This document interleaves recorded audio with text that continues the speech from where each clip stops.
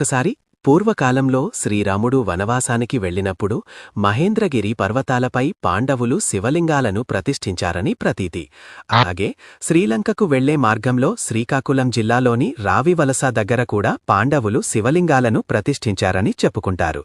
మరో కథనం అగస్త్య మహామునికి సంబంధించినది. ఆయన ఒకానొకప్పుడు అల్తాడ గ్రామానికి వచ్చి అక్కడ ఒక కుటుంబం నుండి స్థలం అడిగారు. దేవాలయం నిర్మిస్తానని చెప్పడంతో వారు స్థలాన్ని ఇచ్చారు. అగస్త్య మహాముని సాక్షాత్తు దైవ సహాయంతో పంచశివలింగాలను ప్రతిష్ఠించడానికి ప్రయత్నించారు.